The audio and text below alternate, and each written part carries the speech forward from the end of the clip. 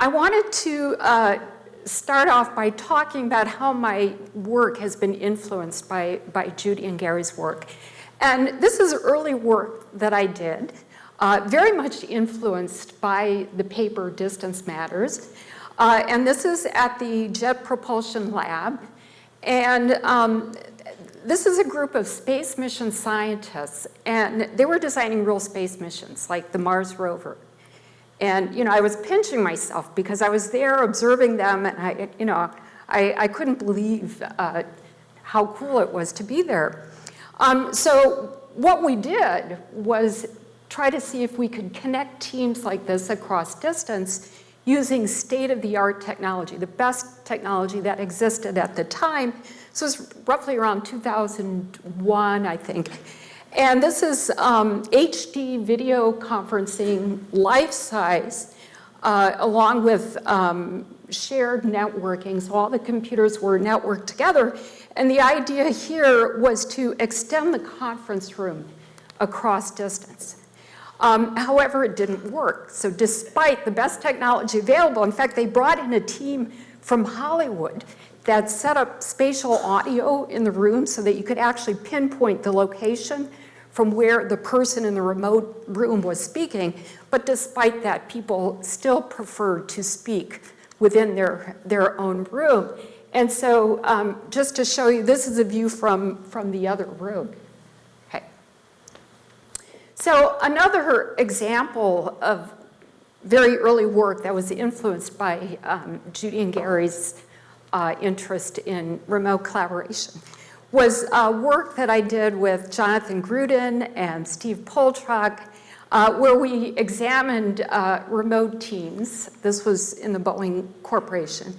And what we found out was that the whole idea of virtual co-location needs to have a new culture developed.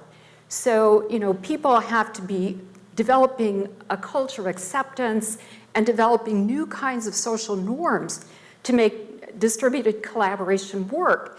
And so what I want to show you was an excerpt of a conversation that we heard that I think really exemplifies the difference of these two cultures between the old and the new. So this conversation took place in a room. So there was a group of scientists that were sitting in the room, and then there were other people that were connected remotely. There was a teleconferencing system in the middle, and the leader, who's in the main site, is talking to the room and says, "Does anyone in this room understand what he's saying?" And then this voice comes out of the telecon, and this remote person says, "I do." And then the leader says, "You're not in this room." And the person in the remote site says, "I'm in the global room." So also, Aaron Bradner, my student and I, were very interested in the idea of distance matters, and we wanted to explore the notion of how distance matters. And so we asked the simple question, to what extent can people's perception about distance affect their behavior? And so we did a very simple experiment. We had a confederate, and we had two groups of subjects. In one group, people came into the laboratory, and they were told they were going to collaborate with our confederate. And they were told that this confederate was in Boston, geographically very far away from Irvine. In the other condition, they were told that this person is in Irvine, the same city geographically very close. And so the idea of distance is a very complex concept, right? There's so many different dimensions to it. But the mere fact that people were told that this person was in Boston was enough to make them less willing to cooperate, less willing to trust the other person, and more likely to deceive the other person. So I mentioned the commonality that Judy, Gary, and I had, that we were all trained as psychologists. And I'm so impressed with how they infused the field of HCI with psychological theories, methods, and approaches. So as I was studying people using information technology in various kinds of settings, one thing that I began to notice was that people kept remarking how much they were switching between different tasks. They were multitasking, and they reported being burnt out and stressed. And there's psychological theory that says that people are by nature monochronic. And what monochronic refers to is you do one task, finish it through to completion, and then you work on something else. However, we are living in an information age where people are forced to do polychronic work, which means that we have information coming from many different sources. People use multiple devices. People have different applications open. And so there's this basic tension between who we are by nature, being monochronic, and this environment in which we're working, which is encouraging us to be polychronic. So the kinds of questions that I was very interested in answering was, well, okay, how fragmented is attention in the workplace actually? How can we explain distraction at work? People are reporting being distracted. How does email affect stress and productivity? Because everybody kept bringing up email. And can we predict workplace mood? So to study people, you have to go where people are, right? So, there are advantages to bring people into a laboratory, but you can't model all the social dynamics that exist in a workplace if you bring people into a laboratory. So there are advantages to create living laboratories, to go where people are, to study them in their natural environment. So my interest in going to where people are and wanting to study their use of information technology, it also coincided with an ongoing revolution in sensor technologies. So you've all heard of quantified self, and there were just a number of different technologies being developed that could measure a lot of different attributes about people. And we're moving now from the quantified self to the quantified crowd, in the sense that you can use this kind of quantified self-sensor technology to measure people at scale. And you can collect a lot of very precise, detailed information about what people are doing. The Olsons, or maybe it was Judy, who wrote the paper Groupware in the Wild with Stephanie. I love this title, Groupware in the Wild, and it's so appropriate. And so I began to think about studying technology use in the wild. There's two basic domains that I've been looking at. One is looking at information workers in the workplace, and the other is looking at college students on campus. And so with both of these domains, we've equipped people with, various kinds of sensors, and we use a very mixed methods kind of approach. But I'm going to focus on the first domain, information workers in the workplace, because that connects better to the Olsons' work. So before I start showing you data, I want to say a little bit about the measures that we used.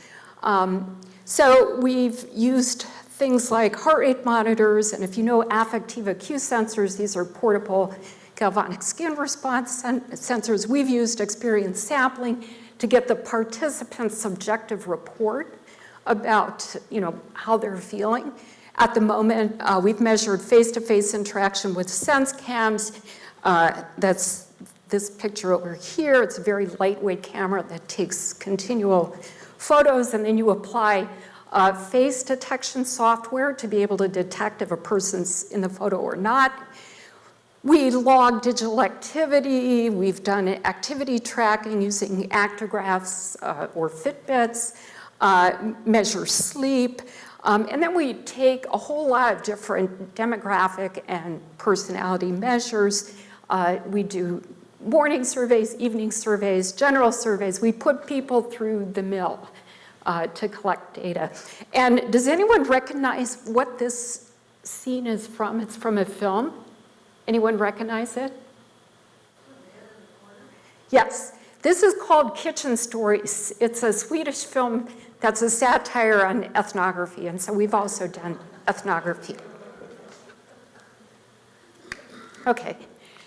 So, first question, how fragmented is attention in the workplace? So early on, well, Stephanie mentioned that we found, doing ethnographic work where we would, shadow people around with stopwatches and time every single activity they did to the second, which was really labor intensive, right? But with sensors, we can collect it at scale a lot easier, okay? But the first thing I wanted to find out is, well, to what extent have people always multitasked with information technology? The answer is nobody has actually looked at this. So we don't really know. But here's the closest to what I can find. So I dug through the literature, and I found that there have been ethnographic studies where people have looked at how people distribute their time over the workday. And I think Lee Sproul, 1984, did that as a study. And I want to particularly point your attention to these last two studies here, done in 2002 and 2006, which, among other things, were done in the post-email era, as I call it. This study here, there was not email in the workplace, and these earlier studies didn't have email. And if you look, take a look and see if you see anything interesting about this data. If you look in particular at what's different in these last two studies compared to all these studies before. Anyone see any differences? Yes. Yep. So there's two things here that have changed. Now, the trend is that the percentage of time that people spent in desk work just about doubled. And if we consider this is a bit of an anomaly, this study in 1965, but if we look at the percentage of time that people spent in formally scheduled meetings, you can see that the percentage of time also dropped. So we see this change that's going on with the introduction of information technology into the workplace. So then we can ask, okay, so people are using, they're spending a lot of time at desk work using computers. What's happening with their focus? And this is very recent work where we find, and this is actually 2015, that the median length of time for people to focus their attention when they're online, on the computer rather, is about 40 seconds. It's a little bit longer when they're opening their email client. And if we just look in terms of how many times people are switching between different applications, the answer is quite a bit. Okay. So then I asked the question, well, maybe switching attention between different applications and different screens on the computer, maybe it's not so bad if it's the same project. So I'm an academic, I work on papers, I might work on a Word document, might answer an email related to that paper, might have a phone call with someone related to that paper. So maybe it's not so bad to switch. So with my student Victor Gonzalez, he basically categorized these kinds of component activities into people's respective projects, what we called working spheres at the time, to see how often people actually switched from one working sphere to another. And we found, first of all, that people worked in an average of about 12 different working spheres, which is about what I have. But we also found that the average time that they spent in any working sphere before switching to something else was about 10.5 minutes, which is pretty short. And I argue it's not enough time for people to really get deeply involved in a topic before switching. And we played around with the data and we thought, you know, not all interruptions are the same. You know, if someone comes into your office, sticks their head in and walks out, that doesn't really interrupt you from your work. And so we sat there with timers and we said, you know, 2 minutes, that's a long time. You can really lose track if you're interrupted for 2 minutes. So removing all interruptions of 2 minutes or less from the data, we still found that people switched. The length of time they were in a working sphere before switching was about 12 minutes and 15 seconds, roughly, which is still really short. The flip side is every 12 minutes and 15 seconds or so, people are significantly interrupted. So we looked at individual differences in people's ability to focus to see to what extent can that explain it. And we looked at a lot of different factors. So, you know, we looked at the Big Five scale. There's an instrument called UPSS, which measures impulsivity. We looked at people's stress.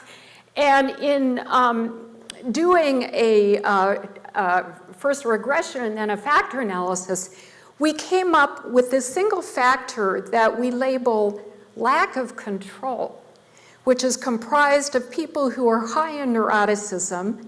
They score high on this trait called impulsivity urgency. It's this, you have this urge to be impulsive, take impulsive actions, and then people who were susceptible to stressful episodes as measured by heart rate monitors. And that explains about 19% of the variance in attention focus. So when people think of interruptions, they think of email notifications, phone calls, but what's interesting is that people self-interrupt almost as often as they're interrupted by external influences. What's a self-interruption? So if you're observing someone and they're typing on a Word document, for no explained reason, they suddenly stop and they switch and check email, or they stop and pick up the phone. That's a self-interruption. People self-interrupt just about as often as they are externally interrupted. And we found that interruptions beget interruptions. What does that mean? That means that we looked at our data and we divided it into hourly components. And we measured the amount of external interruptions, and then we measured the amount of internal interruptions for each hour. And we found that in periods when external interruptions are high, and then it's followed by periods where the external interruptions wane, what happens? The internal interruptions kick in, right? So it's as though people are conditioned to be interrupted, to have these short attention spans. And if it's not going to come from external notifications, it's coming from yourself, right? And so it suggests that there's some degree of habituation in this phenomenon of interruptions. So that's almost my desk. But so once people are interrupted, how long does it take them to resume work? And we found that there's good news and bad news, okay? And so we only looked at work that was resumed on the same day, because it wouldn't be fair to look at this on a Friday and then you have a weekend intervening, or a lot of people travel. So we just looked on the same day, and we disregarded the last hour, because it's not fair if someone's interrupted at 4:30, they should have a chance to resume their work. Okay, so given that, we found that about 82% of interrupted work was resumed on the same day. That's good news. That's pretty good news. But the bad news is that it takes people an average of 23 minutes and 15 seconds to resume interrupted work. And if we unpack that, what's going on? If you remember the 10 and a half minutes working on a single project before switching, what's happening is that interruptions are nested. So people are working on a project, they get interrupted from that, they interrupt to something else and only then go back to their original work. I'm talking about a trend, right? That's the pattern that we're seeing in the data. So there are rhythms of attention in the workplace. And this data was collected with the use of experience sampling. So we had two components of this experience sampling. So this top part here is actually based on Russell's circumplex model of mood, if you've heard of it. But I want to talk about this part of the experience sampling where people were asked in the task or interaction you were just doing, how engaged were you and how challenged were you? Okay, so based on people's responses, and they got these probes during the day. And actually, one thing I neglected to mention is that we did measure people for multiple days, actually for most people for 2 weeks. And we're synchronizing, we're looking at all the data that occurred at the same time and syncing it together. So we're able to synchronize the timestamp when they submitted these responses to see exactly what they were doing online. So from their responses, we constructed a theoretical framework where people who are highly engaged and highly challenged, we call this being focused, okay? People who are highly engaged but not challenged, we call that rote work. It's like playing solitaire. You're engaged in it, but it's not a challenge at all. And so the challenge dimension becomes very important, right? Because what's the word I'm looking for?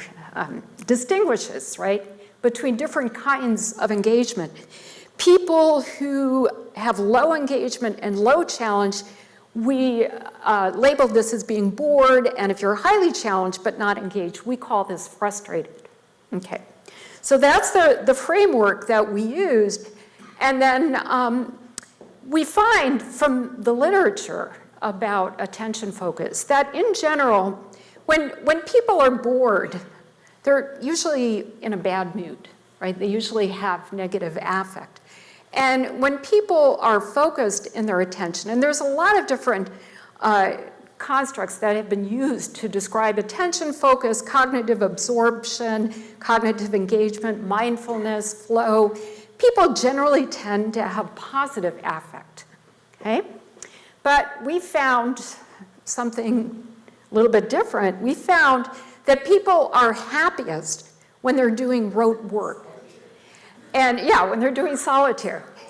And I also want to mention that the analysis we did for all of these studies is called linear mixed effects modeling, which takes individual differences into account because we have repeated measures on each person. So why is this the case? Why are people happier doing rote work? When we dug a little bit deeper into the data, we found it's because when people are focused, they're also stressed, right? And if you're stressed, you're not happy. And people do follow patterns of attention throughout the day. And this black line represents times of day when people are focused. It's a pattern. And we see that there's a peak here about 11 o'clock, so late morning. So another peak here about 3 p.m. And so what this says is that, at least the way I interpret it, people don't come into the workplace, ramped up and or revved up and ready to work, but it rather takes them time to ramp up and get focus. So they need to ease into their work. And this blue line represents boredom. And you can see, the boredom it peaks a little bit earlier. You have a peak here early in the morning. You have another peak right after lunch. This is relative to all the boredom responses. So another way that we looked at the data was to try to explain distraction at work. So there's this assumption that that people are working really hard, they're really engaged in their work, and then they get distracted by something, and then they become bored. But what if it was the other way around? What if people are first bored, which then leads them to be susceptible to distractions? So we looked at the data, and I'm not showing you the details of the data, but if anyone is interested, I can direct you to the papers that show the data and the models. But we found that when people were bored or doing rote work, they were more likely to switch to Facebook or face-to-face interaction. We also found that when people were focused, they were more likely to then switch to email. So this suggested that it's the attentional state that a person's in that makes them susceptible to a particular kind of distraction. So workplace mood, some of you may recognize this person, that's Sudame, that she posed for us there. So what predicts workplace mood?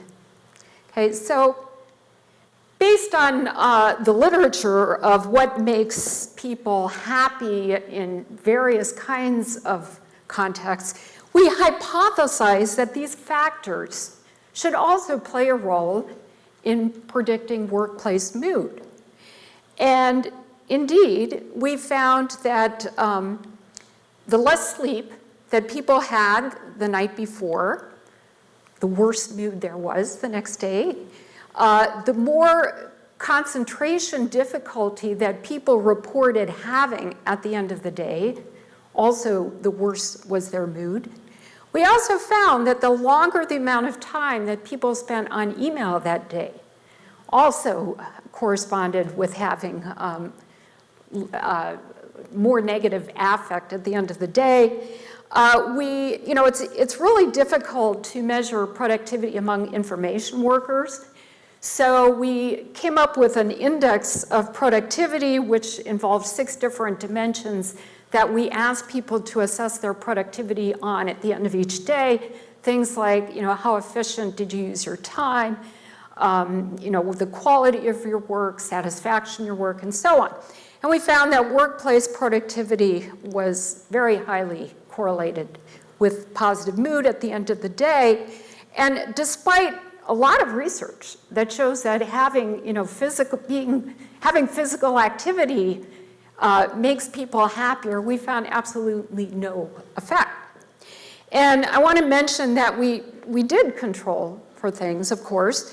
Rather than controlling for people's specific work role, we controlled for something called job characteristics based on Karasek's job strain questionnaire. The reason for doing that is that the same job role, like say administrative assistant, can involve very different kinds of activities. And for some people, they may have a lot of decision authority, and for others, they may not. So we did control for these things. We found that the more latitude in your job, the happier you are. And younger people were actually less happy than older people in the workplace. And these factors explained 48% of the variance in workplace mood, which, if you're a social scientist, that's pretty good. That's really good. Okay. I also want to talk about a study we did where we were very interested. It also corresponds to mood, and we wanted to understand how people's interactions affected their mood at work. And so we wanted to compare their online interactions with their offline, which means face-to-face interactions. Now, at this particular workplace, the most common form of online interaction was Facebook. So we contrasted Facebook use with face-to-face interaction, and face-to-face interaction was measured by the use of the sense cams that I showed you earlier. So we looked at actually 2 dimensions of interactions and how they affect happiness. The first aspect looks at the time that they occur, what makes people happy, right? So it's more of a fleeting kind of happiness. But the other aspect is we looked at how much happiness they had at the end of the day. Because there are carryover effects from, you bring your mood at the workplace home, a lot of research shows. So now I want to ask you, which type of social interaction do you think makes people happier right at the time they occur? How many of you think people are happier right after doing face-to-face interactions? Okay, how many of you think people are happier doing face-to-face? Facebook? Okay, the answer is face-to-face, so people are happier. And at the end of the day, how many of you think that the more time spent in face-to-face interactions makes people happier? And how many of you think the more time spent on Facebook corresponds to people being happier at the end of the day? Okay, the answer is Facebook. And why might that be the case? Okay, so we dug into the data a little bit more, and we found that when people do Facebook, they're actually also highly engaged in their work. And so they use Facebook in a way that we call grazing behavior, like how cows graze. You know, you're working really hard, and then you switch over to Facebook, and then you switch back. If you're in a face-to-face interaction, but you really want to work hard, you're kind of a prisoner of that interaction, right? There's social norms you have to follow. You have a greeting ritual, the interaction, a parting ritual. It's hard to break away.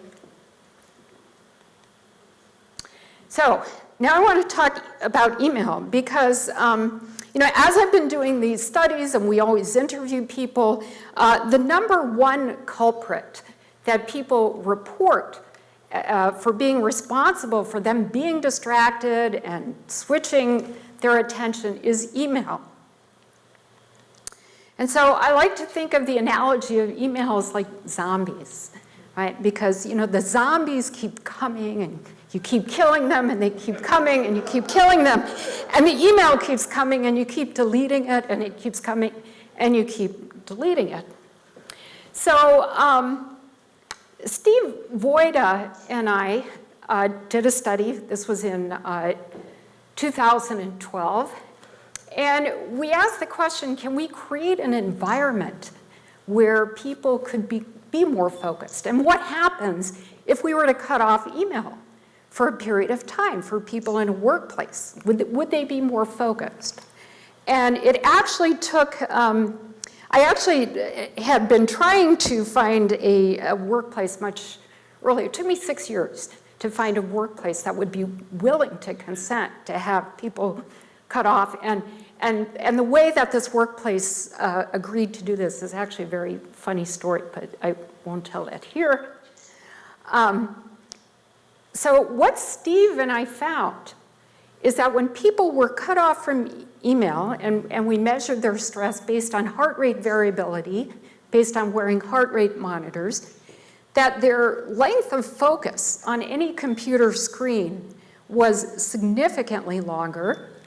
And of course, corresponding, if you're focusing longer, you're switching less. So another way to look at it is that they switched about half as frequently per hour when they didn't have email. And then stress became significantly lower.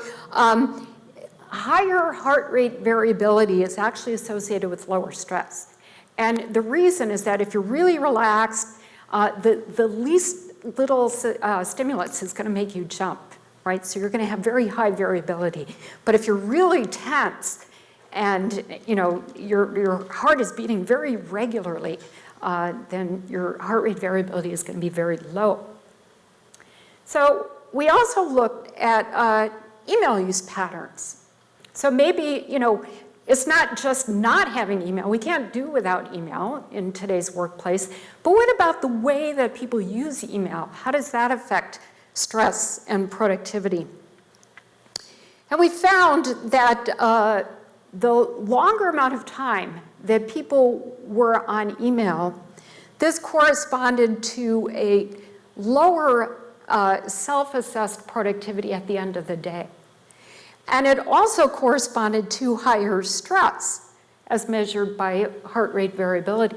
And I want to mention, we controlled for job characteristics, chronic baseline stress. So this kind of stress is actually your stress reaction to acute episodes, such as using email. And we also controlled for the use of productivity software, because maybe people might feel more productive if you're using things like Word and Excel and Visual Studio and so on. And we also found that we looked at batching behavior, because there's a lot of hype that batching, if you batch email, you're going to be less stressed, you're going to be more productive. Well, we found that batching only has an effect if people spend long periods of time on email. Otherwise, there's no effect. We also found that the kind of the notification that people use to check email makes a difference. Again, only with high volumes of email. So if people self-interrupt to check email as opposed to having an email notification turned on, then they assess themselves as being more productive. And we interpret this because if you self-interrupt, you're more in control of when you're checking email. So everybody's interested in gender. Are there gender differences? So let me ask you if you think there are gender differences. So if we consider a criteria for attention focus as self-interrupting less and resuming work faster, how many of you think that men do better than women at those two things? Say them again.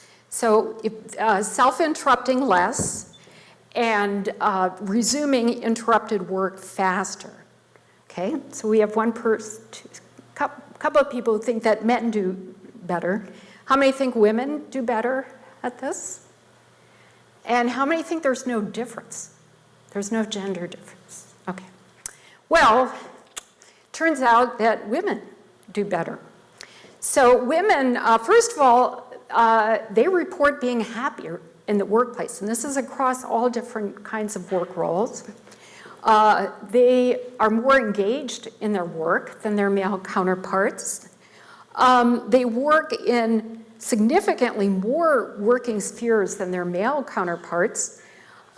They were less likely to self-interrupt, and they were significantly more likely to resume interrupted work compared to their male counterparts. Okay. So why do people multitask? Well, it seems like there's a lot of reasons that we're starting to uncover. So I mentioned that there seem to be individual differences that explain why people switch their attention focus. There's also external demands of the workplace, where information workers are in environments where there's lots of different sources, channels of information. There's conditioning to some extent, like we found with the external and internal interruptions.